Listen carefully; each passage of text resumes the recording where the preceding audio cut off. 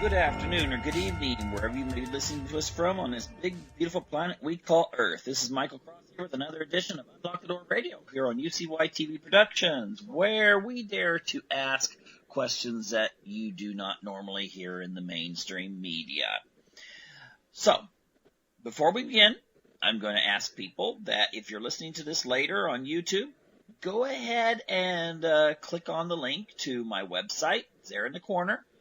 Or become a subscriber to be able to keep up on more recent shows.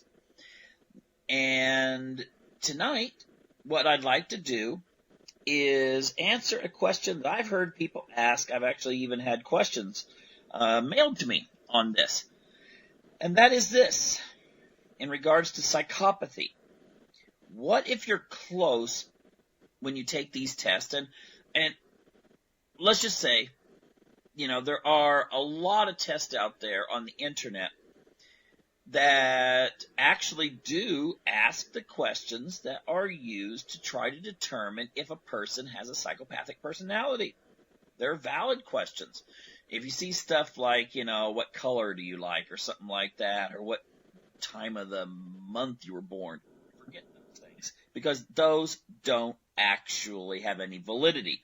But you can usually find that many tests where they look very similar to the ones used by Robert Hare, or maybe more of the traditional checklist on psychopathic personality. But regardless, you take this test, and let's say it says that in one country a 30 and above, it means that you may be a psychopath. Now, in some countries, it's 25 and above. But let's say you're one of those people that,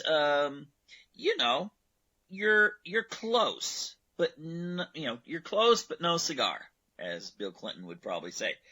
Let's say you're like an 18, 19, 20, 21, 22, and you take the test over and over and over, different variations, and it comes out the same thing. You don't quite get up there to the level that you would be listed as officially a psychopathic person.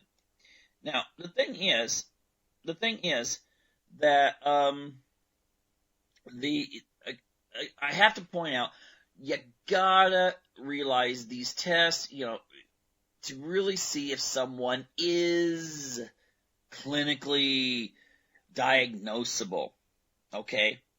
And a lot of psychologists don't even do a diagnosis for psychopathy because it's not technically in the DSM. But it's still used by many psychologists. It's used by criminal justice workers and so forth.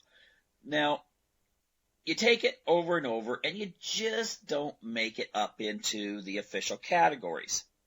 And so you're wondering, well, what does that mean? Well, I'm going to try to explain it tonight, okay?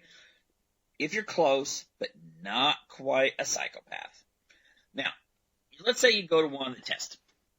I've got one of those here, and the first question is, you have glib and superficial charm. And you're going, hey, that describes me. Everyone says that, I'm talking in the sense that if you were a person taking this, okay, I'm not describing myself necessarily. But you look at glib and superficial charm, and you're thinking to yourself, everyone's told me I'm very charming when I want to be. People have told me I have this ability to be the ultimate diplomat, in the kind of the Henry Kissinger way, or the Machiavellian way. If you want something, you know how to use the English language to get it, okay? And you know how to use gestures and those kinds of things. You can really get someone kind of, trapped under your spell. Kind of like when the vampire stares right into the eyes of the person he wants to make into a servant. Okay? You put down, a 2. You say, okay, that everyone says it. It must be something that is part of my personality. So you say a 2.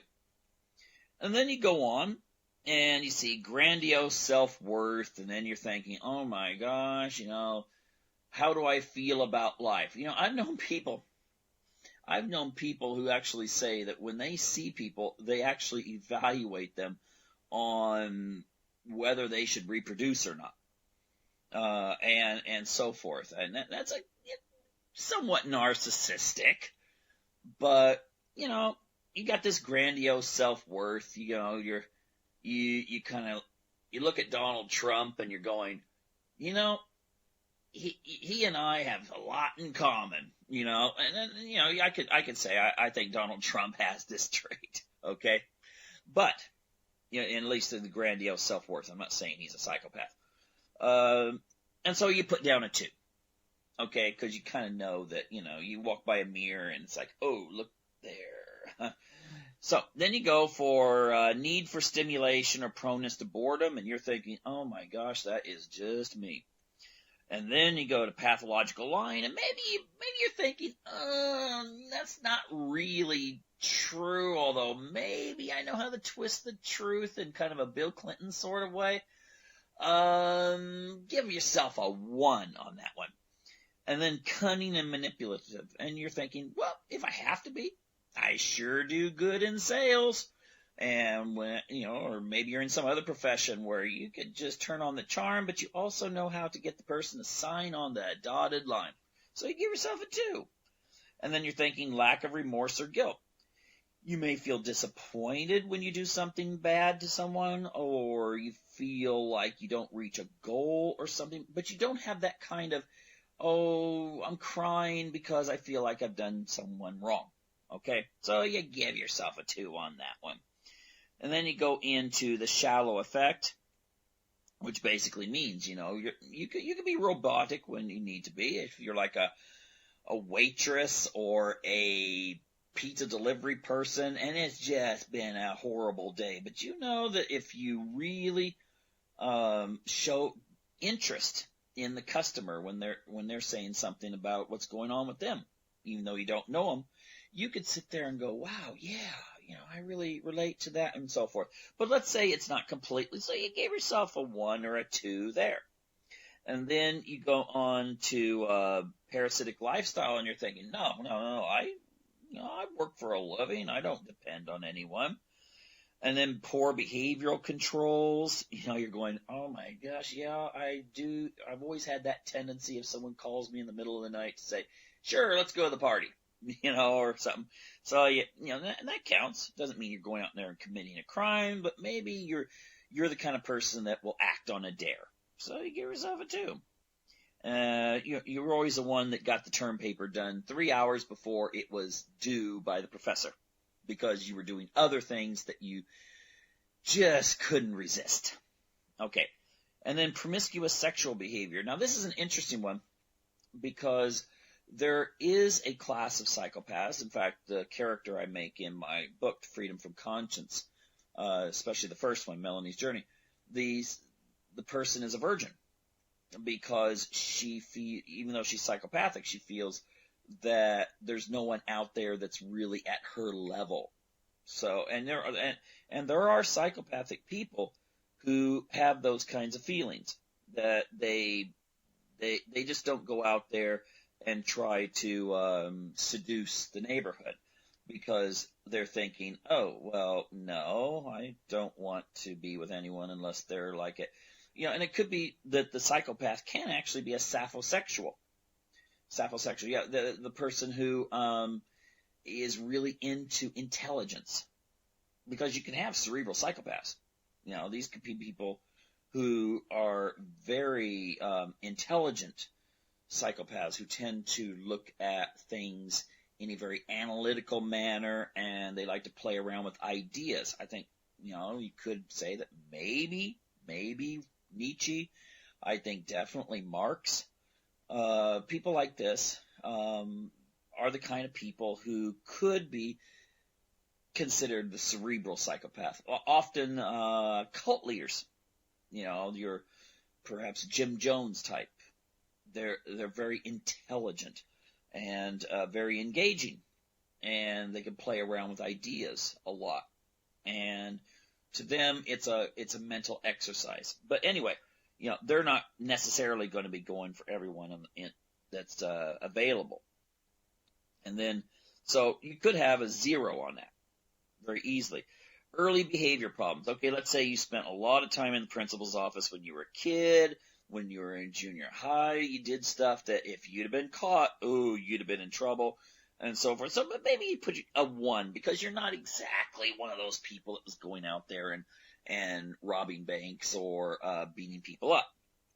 Lack of realistic long-term goals. Maybe you're a young person and you think, I'm going to be president someday. Well, you know, a lot of the people that do wind up president, that's their goal when they're very young. Okay.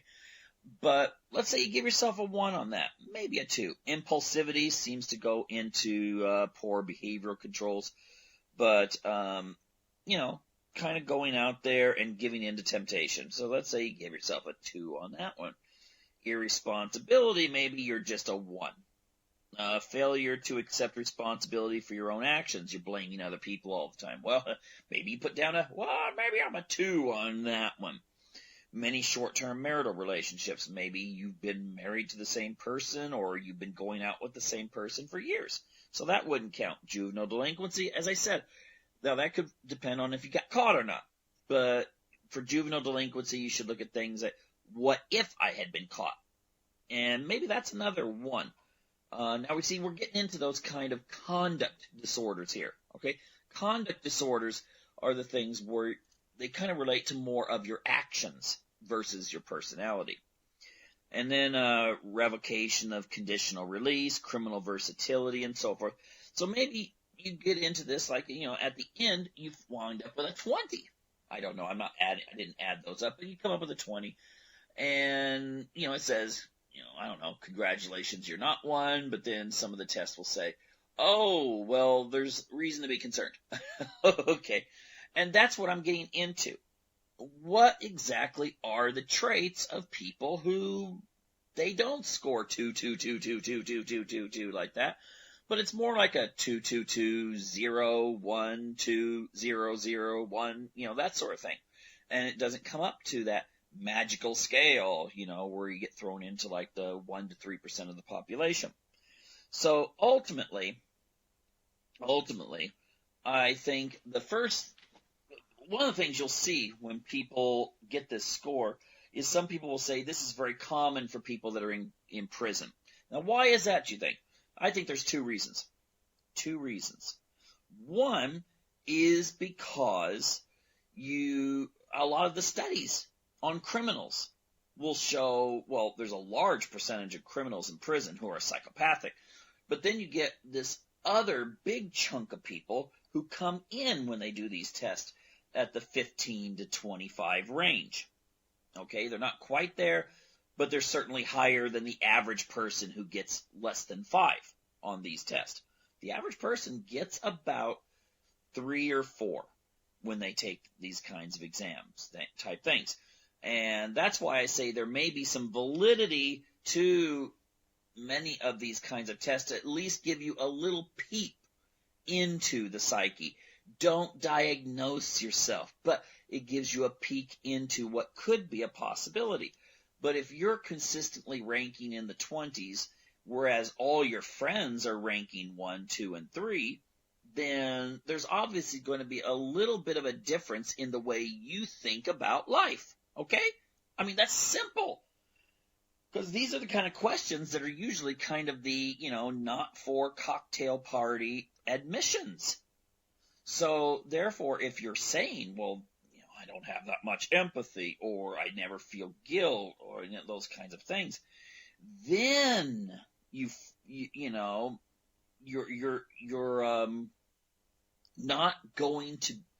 not going to admit these kinds of things usually to all your friends. So there's something there that you're probably hiding. Now, the thing is, in prison, the reason why many people wind up in prison is because they don't listen to authority. And that is a major component of psychopathy. Not necessarily, you don't have to be a full-blown psychopath, but it is part of being closer on the spectrum. And you see, in psychology, it's not like when you go, it's totally different than biology in this respect. You go to the doctor, they do a test, and they say, oh, you have a case of, I don't know, you got cancer, let's say. Well, there is no such thing as you have sort of cancer. It's the same way as if you're pregnant. There's no such thing as, well, you're sort of pregnant. You're either pregnant or you're not. That's the way usually biology works. Okay? But now, if you get into psychology, things are on a spectrum. In the same way as, I guess you could say, skin color. You know, when you say, well, that person's white, that person's black, that person's whatever, that's really difficult sometimes because you've got variations. I mean, I could line up 100 people starting out with someone who's practically albino and go all the way to someone who's very, very, very dark at the other end. But I could find variations, 100 people who have slight variations. And that is the way psychology works. Okay? And so you may have to get above a certain level to actually get a diagnosis, but you may have traits that are similar. And one of those traits, if you're scoring this kind of score, is that you're not going to be someone who conforms. Okay, unless there's something to be gained from it. That's the interesting thing. You're the kind of person who's not going to be usually, because guilt is overlapping in several of these things, including empathy. You're not going to be the kind of person who is going to feel guilty if you don't do something. Now, you may have, because of some of the narcissistic qualities of these tests that they're trying to measure, you may be prone to do things based on wanting a certain status, feeling like this is you, this is a pride you take in accomplishing something. And if you don't accomplish it, then you feel that you failed. But not guilty. You're not going to feel like, oh my gosh, I messed up. And now I feel bad, and I'm going to cry, and I'm going to really just be down and depressed. It's like when a psychopath might set the goal of, well, I'm going to be a virgin until I get married. Okay? There are psychopaths that do. And then they mess up and, let's say it's a female and she has sex with her boyfriend and, and she fails at. Now, she's not going to be, if she's religious, she's not going to be maybe thinking, my gosh, maybe I should go run and make a confession to the priest or something. On the other hand, she may feel in the sense that she might think to herself, how dare he seduce me? Or something like that. Or she may have the attitude of, oh, I failed at this, and I'm really disappointed that I failed at this, in the same way that you feel disappointed when you were in school and you got a B instead of an A. You generally didn't feel guilty for getting the B unless your parents were, made you feel guilty for it. But usually it was just like, oh, I'm disappointed versus, oh no, how could I have done such a thing? I feel so sad about myself. And turning your aggression kind of against yourself, because that's what I think guilt is. Beating yourself over the head with a baton. How dare I? Bonk, bonk, bonk. How dare I feel good because I've done something bad. Okay, that's what guilt's all about. Psychopaths don't feel that, okay? But they can feel the disappointment. Many psychopaths actually do have a sense of responsibility. And this is especially true for the people who maybe are not quite up to the scale of psychopath. The one that's been set by, you could say in psychology you get arbitrary cutoff points and that sort of thing. But you got to have some sort of cutoff point. You have to have some sort of standard. But the thing is, you may have a situation in which these kinds of feelings are going to be shared not just by the clinical psychopath, but the people that are close to it. Where you could easily score a 20 and be someone who does not feel empathy towards other people, or does not feel guilt, and is very manipulative and so forth. Very Machiavellian.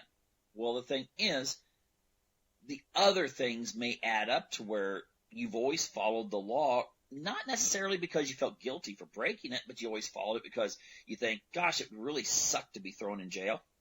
it would ruin my chances of getting into college if I have a police record, or I might not be able to get a job if I have a police record. So that could be the thing that holds you back. But it's not going to be oh my gosh, I would feel so bad and just really heartbroken if I did this. Okay? So there is a mechanism of control, because the vast majority of even clinically diagnosed psychopaths do not wind up in prison. Okay?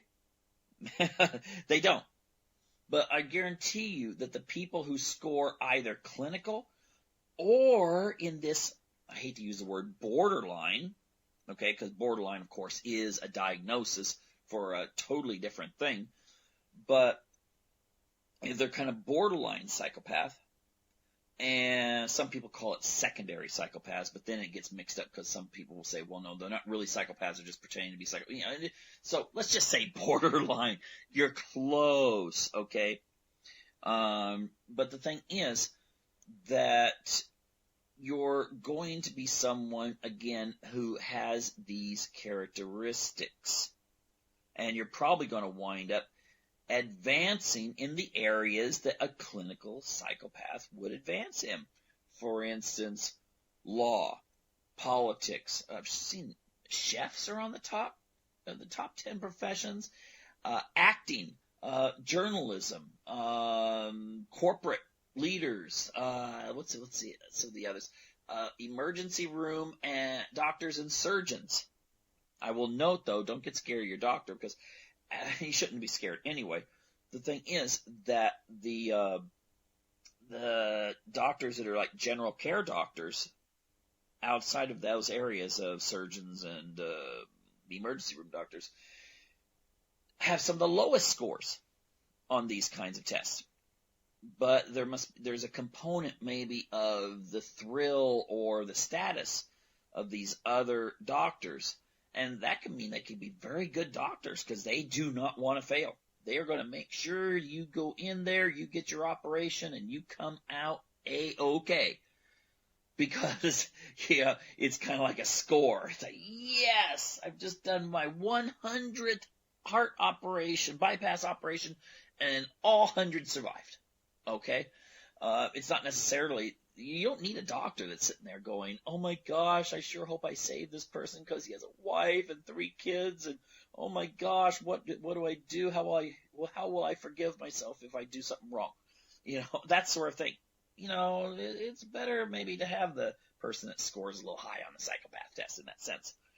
Now, the other thing though about empathy, and I think this is kind of an irony, is if you're in the 15 to 25, maybe you have enough empathy to feel it, but not enough to really care and to let it get into your way. All people have empathy, first of all. I always use this analogy. You get this little bar down there on your computer that shows how much you're connected to a Wi-Fi.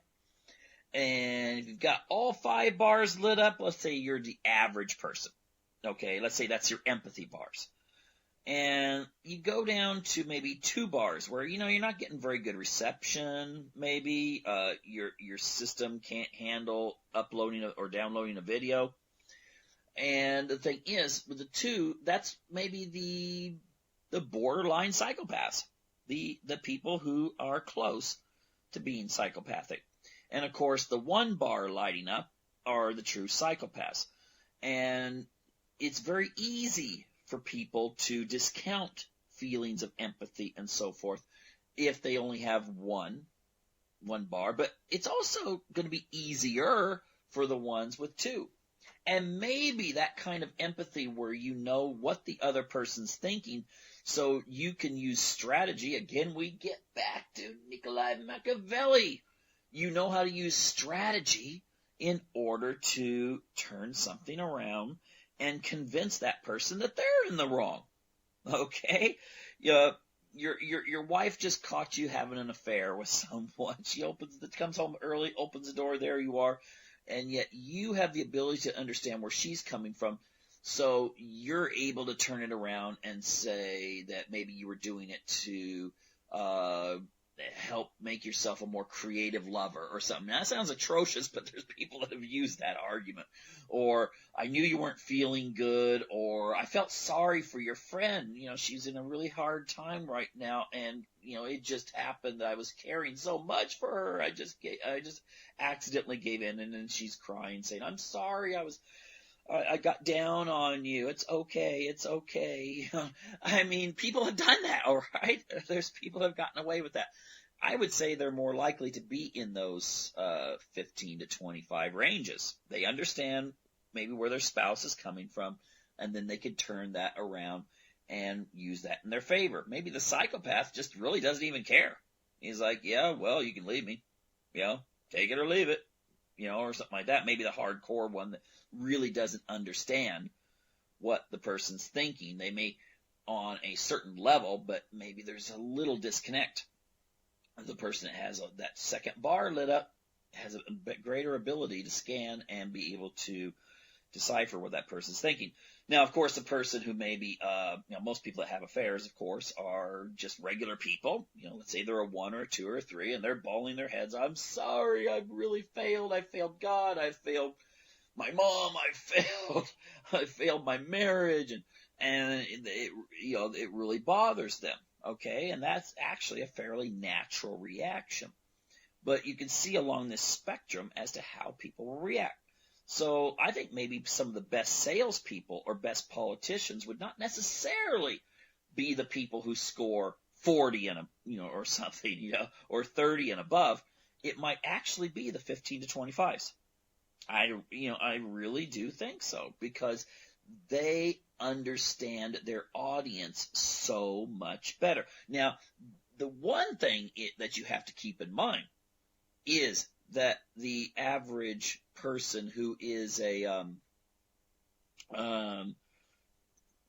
average person who is, how do I put this?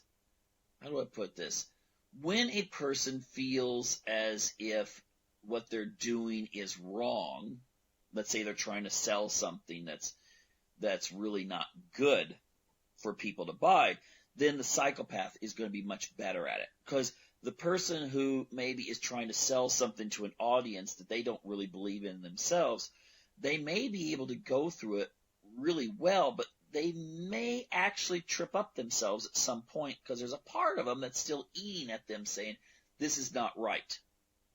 They still have enough maybe guilt, even though they may deny it, just enough to be not as convincing as the person who's psychopathic. They're not able, perhaps, maybe to get that signature on the dotted line that makes the sale, that puts the people in debt for the product that is defective or whatever.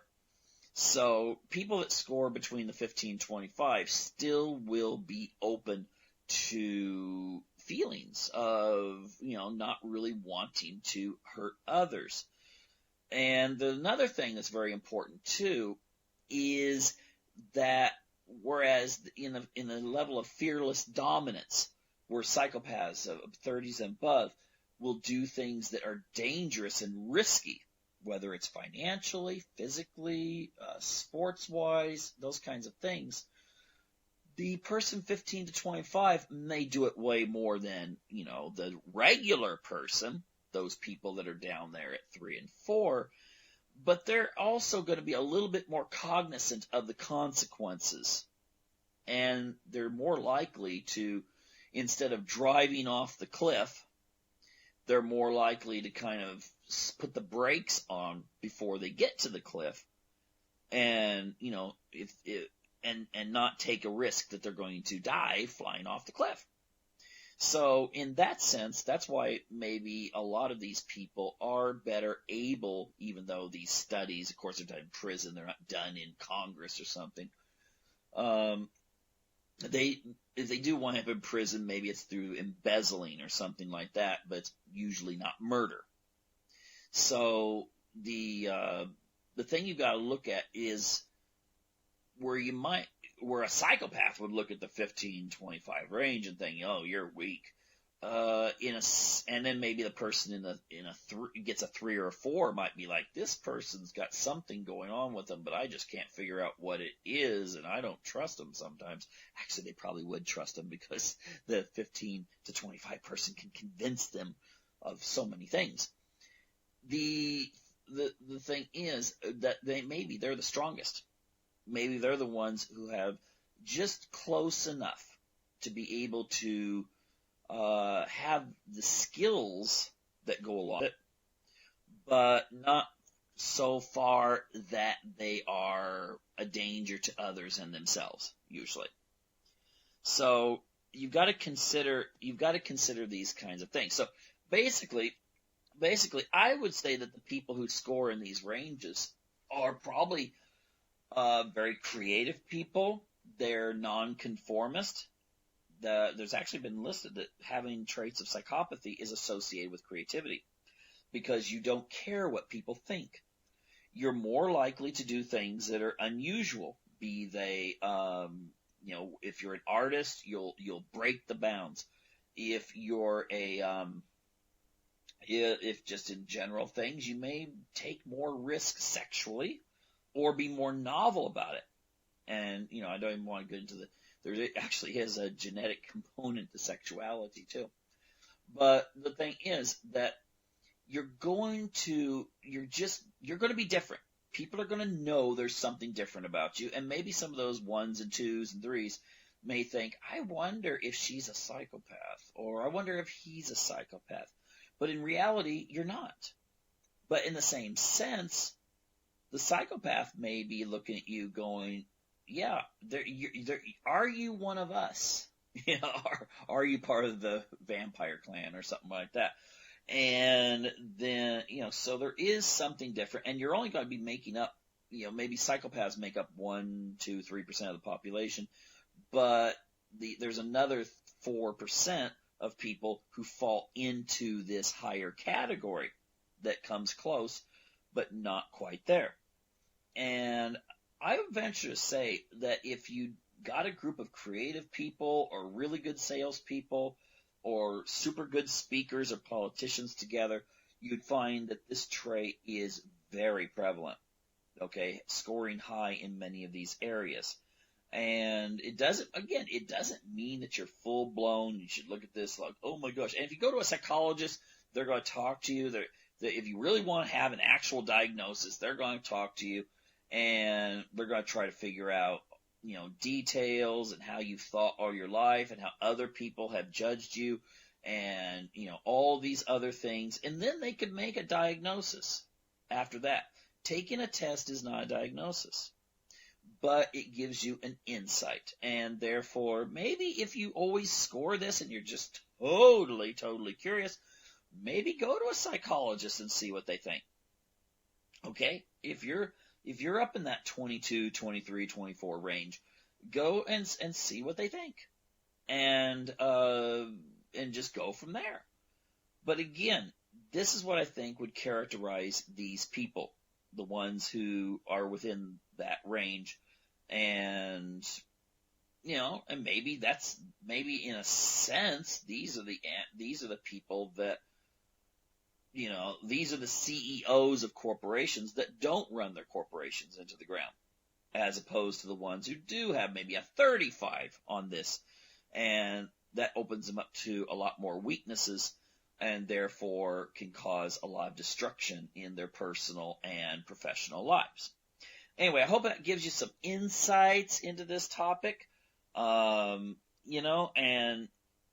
there's various books you can look at and things, and, just keep asking questions and get an idea of what these kind of traits are. If you're one of those people that's a 1, 2, 3, 4, 5 score, then find out what it is that characterizes people that might be in those other 2 categories, whether it's the 15 to 25 or the 30s and above. And it might help you in politics. It also helps you to basically get past this whole idea that often, you just insult people. It's like, oh, Hillary Clinton must be a psychopath, or oh, Donald Trump must be a psychopath, or something. Now, maybe they are, maybe one of them is, maybe neither of them are, but what you need to do is be able to evaluate and not just yell it out as an insult. There's so many videos out there, this person's a sociopath. When you actually look at how they're judging them, you're thinking, no, this is not according to the criteria that's been around even before Checkley. Okay? It's just someone doesn't like this politician and they don't like how they behave, and so therefore they just go ahead and say they're a sociopath. Or like, by the way, there's no sociopath isn't even used hardly anymore unless it's out there in internet land. So keep these things in mind.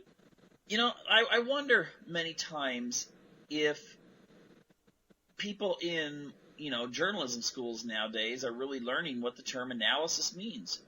It means that you try to get into the mind of your opponent. That's one component of it. Try to understand what all the sides in an issue are thinking, what their motivations are, what the consequences are to the individual, the group, and the society at large. And it just seems that we've kind of lost that.